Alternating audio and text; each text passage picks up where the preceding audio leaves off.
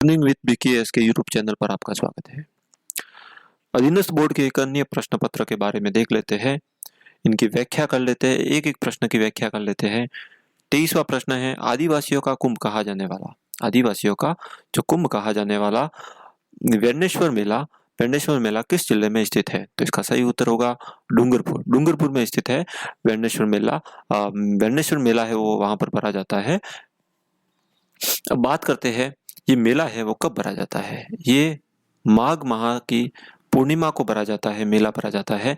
इसको रंगीला मेला भी कहा जाता है और रंगीला मेला भी कहा जाता है। आदिवासियों का रंगीला मेला भी इसको कहा जाता है और आदिवासियों का इसको मेला भी इसको कहा जाता है। और आदिवासियों का ये कुंभ है, वेरनेश्वर में डूंगरपुर में है। इसके बाद में आगे देख लेते हैं। अगला प्रश्न है 25वां। दूधवा आंदोलन किस रियासत से संबंधित है? दूधवा खारा आंदोलन हुआ था, ये हुआ था रियासत बीकानेर से संबंधित है। अब बात करते हैं इनके बारे में, देख लेते हैं। वर्तमान में है ये शुरू के जो रतनगढ़ तहसील आई हुई है वहां पर ये स्थित है।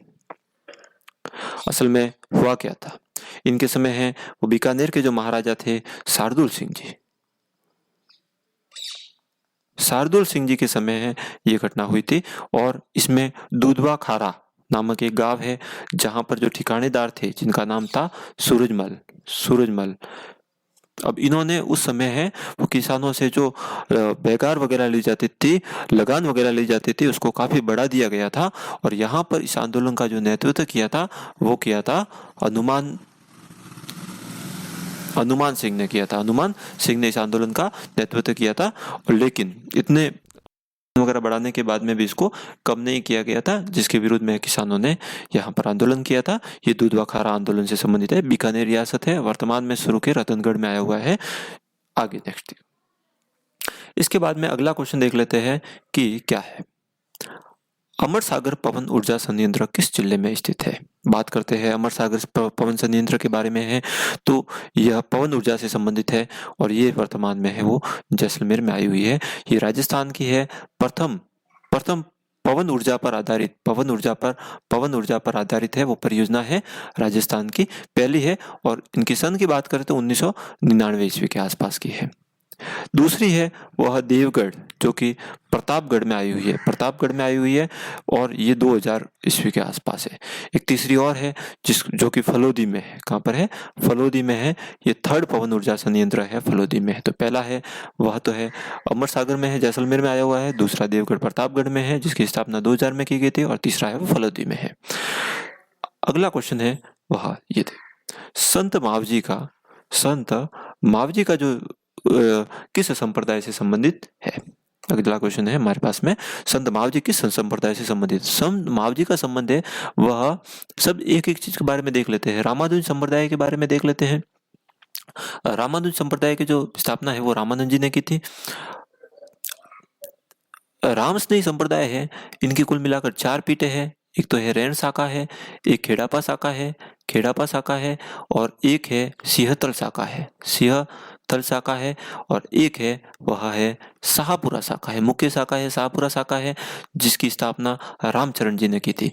अब हमारा जो प्रश्न है संत मावजी किस संप्रदाय से संबंधित है, तो इसका सही उत्तर होगा निष्कलंक संप्रदाय से संबंधित है। निष्कलंक संप्रदाय से संबंधित है। संत मावजी के बारे में और इंपॉर्टेंट बातें देख लेते हैं। इनको विष्णु का कल की अवतार भी माना जाता है। इनको विष्णु का जो कल की अवतार भी माना जाता है, संत मावजी को है। इनका मुख्य मंदिर है वह आया हुआ है वेरनेश्वर में आया हुआ, डूंगरपुर में यहाँ पर मंदिर आया हुआ है। संत मावजी का मंदिर है वो डूंगरपुर में आया हुआ है। और इनका जो ग्रंथ है उसको कहा जाता है चौपड़ा कहा जाता है। इनको ग्रंथ को क्या कहा जाता है? चौपड़ा कहा जाता है। इस बात को आपको याद रखना है। संत मावजी के बारे में इन्होंने निष्कलंक संप्रदाय की स्थापना की थी।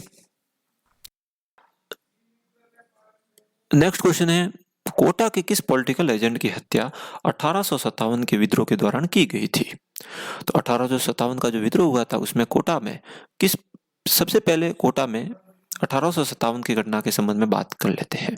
सबसे ज्यादा जो सुनियोजित क्रांति का स्वरूप हुआ था वो कोटा में हुआ था। सबसे ज्यादा सुनियोजित क्रांति का जो स्वरूप देखने को मिला था, और सबसे ज्यादा जो 1857 की क्रांति का सबसे ज्यादा जो प्रभाव देखने को मिला था वह भी कोटा को देखने मिला था। कोटा में जब 1857 की क्रांति हुई थी तो इस समय यहाँ पर राम सिंह जी थे, महाराजा राम सिंह जी है सेकंड थे, जिनको है वो क्रांतिकारियों ने नजरबंद कर दिया था।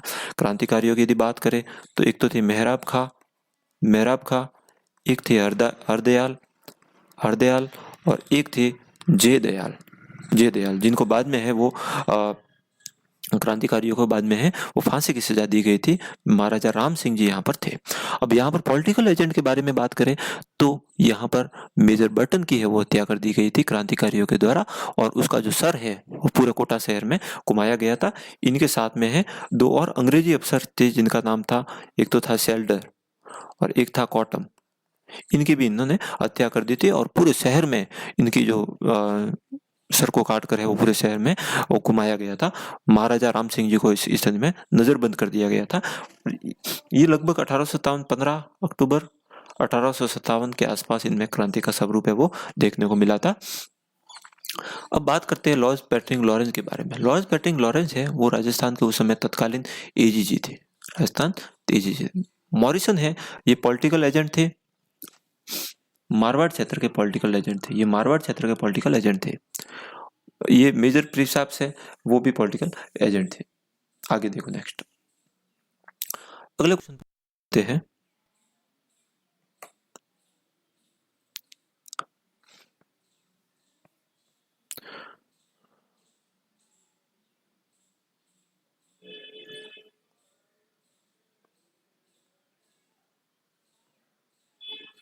नेक्स्ट क्वेश्चन है,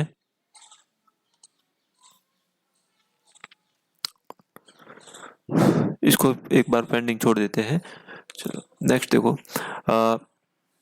यूनानी शासक मिनांडर के जो सिक्के हैं वह किस सभ्यता में प्राप्त हुए हैं? यूनानी शासक मिनांडर के सिक्के हैं वो किस सभ्यता से प्राप्त हुए हैं? तो इसका सही उत्तर होगा वह होगा बेराट सभ्यता से प्राप्त हुए हैं। एक एक चीज के बारे में देख लेते हैं।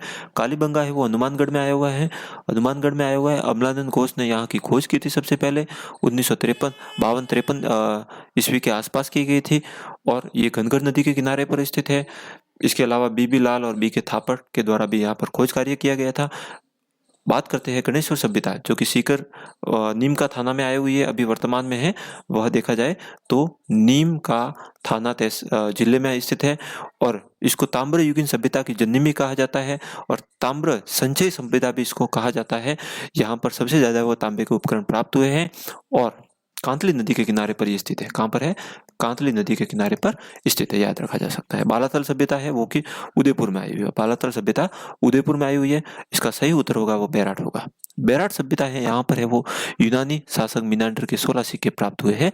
16 सिक्के प्राप्त हुए। कितने सिक्के प्राप्त? वैसे यहाँ पर कुल मिलाकर 28 सिक्के प्राप्त हुए थे, लेकिन इसमें से 8 सिक्के तो पंचमाट के सिक्के थे, और बाकी के जो 18 सिक्के थे, इस 18 में से जो 16 सिक्के थे वो मिनांडर के सिक्के थे। मिनांडर के सिक्के थे, इंडो यूनानी सिक्के थे, और ये पंचमाट के सिक्के थे। 18 इंडो यूनानी सिक्के थे, इसमें से 16 सिक्के हैं वो मिनांडर के काल के थे। इस बात को याद रखा जा सकता है। बेराट है वो बाणगंगा नदी के तट पर है और जयपुर में स्थित है।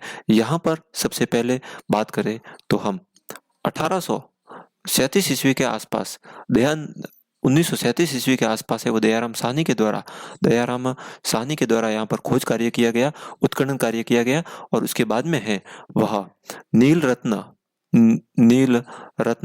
बनर्जी के द्वारा और इसके अलावा कैलाशनाथ दीक्षित के द्वारा है यहाँ पर उत्खनन कार्य वो किया गया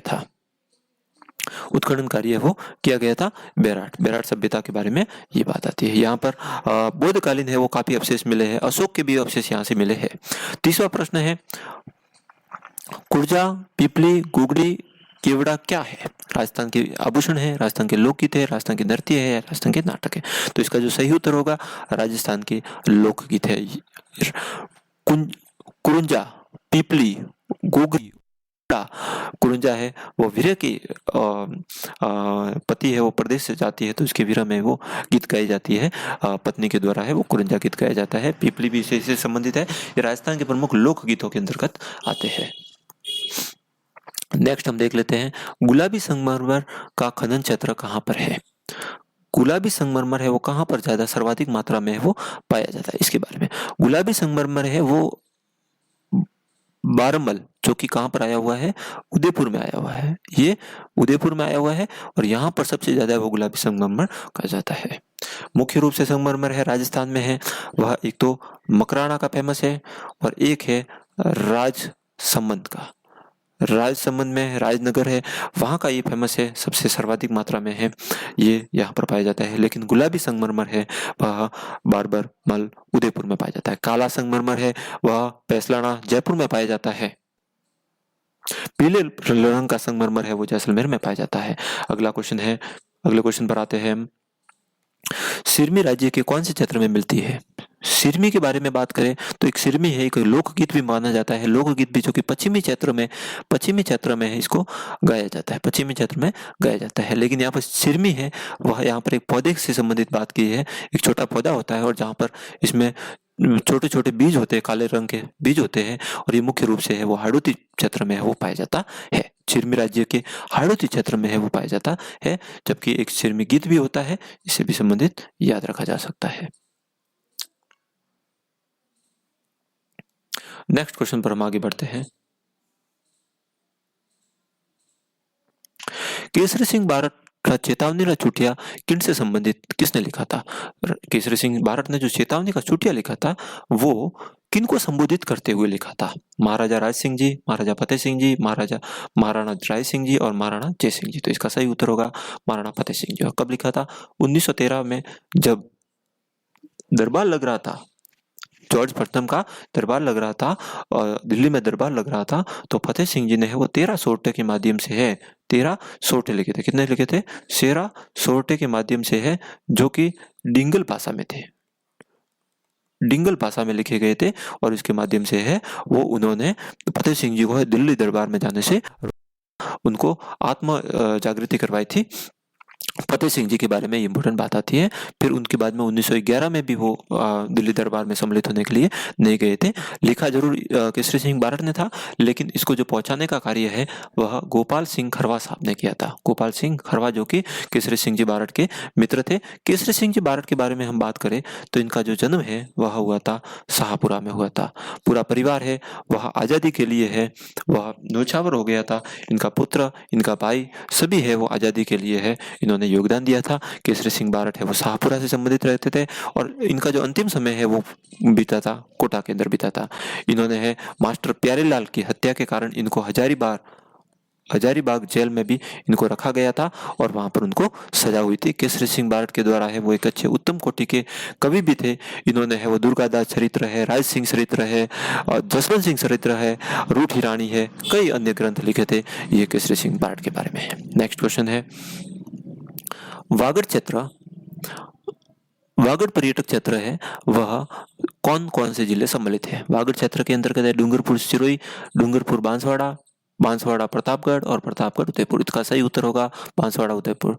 2022-23 के अंतर्गत बजट के अंतर्गत 22-23 बजट के अंतर्गत बांसवाड़ा डूंगरपुर को है वो वागड़ पर्यटक क्षेत्र बनाया गया था और इसके अंतर्गत है वो बांसवाड़ा का मानगढ़ धाम है।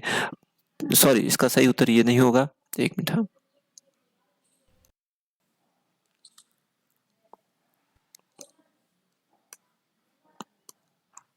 इसका जो सही उत्तर है वह होगा डूंगरपुर और बांसवाड़ा। डूंगरपुर और बांसवाड़ा है उनका सही उत्तर होगा। इनका सही उत्तर है वो बांसवाड़ा और डूंगरपुर होगा। इसके अंतर्गत है वो डूंगरपुर में जैसे वेणेश्वर धाम है और सोमेश्वर धाम है, बांसवाड़ा में मानगढ़ धाम है, तलवाड़ा त्रिपुरा माता जी का मंदिर है। ये प्रमुख क्षेत्र इसके अंतर्गत है वो शामिल किए गए थे। वागड़ पर्यटक क्षेत्र के अंतर्गत 22-23 के अंतर्गत ये नया एक पर्यटक क्षेत्र है वो बनाया गया था। नेक्स्ट क्वेश्चन पर देख लेते हैं आगे हम। पंजाब रे अबोहन पजिस्का और पटिंडा क्षेत्र में राजस्थान से कौन सी बोली रो असर है। पंजाब का जो क्षेत्र है वहां पर राजस्थान की कौन सी बोली का जो असर है ये इसमें प्रश्न में पूछा गया है। बीकानेरी बोली का असर है यहाँ पर, जो पंजाब से लगने वाले जो 6 जिले हैं वहाँ पर कौन सी बोली का सर्वाधिक बीकानेरी से ज़्यादा असर है, या शेखावटी से, या बागड़ी से है, या मेवाती से है? तो इसका सही उत्तर होगा वह होगा बागड़ी। जो राजस्थान का जब हम नक्शा देखते हैं यहाँ पर इस प्रकार से, तो यहाँ पर जो क्षेत्र में बोली जाने वाली भाषा है वो बागड़ी बोली जाती है। एक होती है वागड़ी भाषा। वागड़ी भाषा है वह डूंगरपुर में बोली जाती है, और एक बोली जाती है बांसवाड़ा में बोली जाती है। लेकिन बागड़ी भाषा है वह राजस्थान के उत्तरी भाग में बोली जाती है। नेक्स्ट क्वेश्चन है 36वां। मालवा के किस शासक को परास्त कर कुंभा ने कीर्ति स्तंभ का निर्माण करवाया था? मालवा के किस शासक को परास्त करके है वह कुंभा जी ने कीर्ति स्तंभ का निर्माण करवाया था?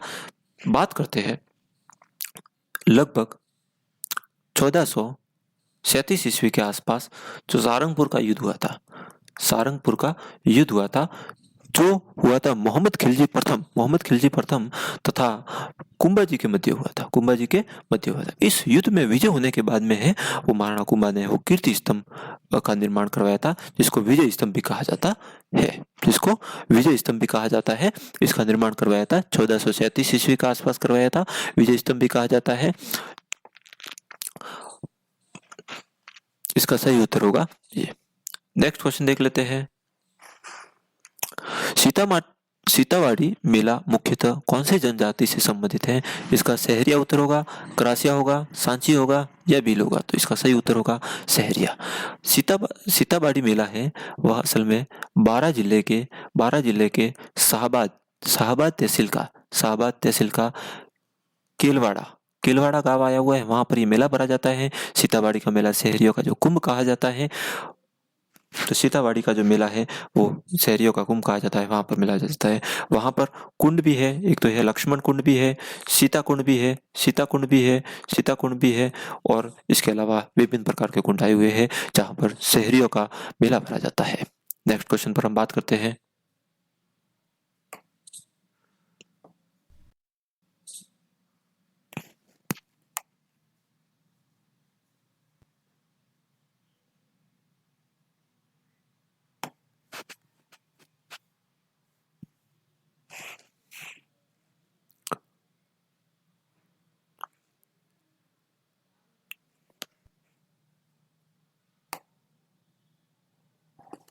नेक्स्ट क्वेश्चन पर बात करते हैं। 38वां क्वेश्चन है, राजस्थान में सीसा जस्ता के सबसे बड़े निष्पक्ष कहाँ पर स्थित है? तो इसका उत्तर होगा, सही उत्तर होगा वह होगा राजपुरा दरिबा है, जो कि राजसमंद में आया हुआ है। वहां पर सीसा जस्ते के सबसे ज्यादा विकसित है। बात करते हैं सीसा जस्ता को, जिसको जुड़वा खनिज भी कहा जाता है, जिसको क्या कहा जाता है? जुड़वा खनिज भी कहा जाता है। इसके अलावा एक है रामपुरा आगुचा, जो कि बिलवाड़ा में आया हुआ है। रामपुरा आगुचा जो कि वर्तमान में बिलवाड़ा में आया हुआ है। रामपुरा अंगुचा ये बिलवाड़ा में आया हुआ है। इसके अलावा उदयपुर में देबारी खान है, मोचिया मगरा ये खान है, ये भी सीसा जस्ता के लिए प्रसिद्ध है, याद रखा जा सकता है। नेक्स्ट क्वेश्चन है, मराठा विजय के प्रतीक सरघुसले का निर्माण किसके द्वारा करवाया गया था? ये ईश्वर सिंह जी के द्वारा करवाया गया था, और 1749 ईस्वी के आसपास करवाया गया था। जब 1748 ईस्वी के आसपास हुआ था, राजमहल का युद्ध हुआ था। ये विजय से ईश्वर सिंह जी के मध्य और माधो सिंह जी के मध्य हुआ था। उत्तराधिकारी युद्ध हुआ था, उत्तराधिकारी को लेकर युद्ध हुआ था, राजमहल का युद्ध। इस युद्ध में विजय होने के उपलक्ष्य में है वो ईश्वर सिंह जी के द्वारा है सरघुसले का निर्माण है वो त्रिपोलिया बाजार के जयपुर में है, उसका निर्माण करवाया गया था, जिसको है वो ईसर लाट भी कहा जाता है। ईसर लाट भी इसको कहा जाता है, याद रखना है। नेक्स्ट क्वेश्चन है, बड़ला सोलर पार्क है वो राजस्थान के किस जिले में है? तो इसका सही उत्तर होगा जोधपुर। ये राजस्थान का प्रथम सोलर पार्क है, और जहां पर इसकी जो कैपेसिटी है वह लगभग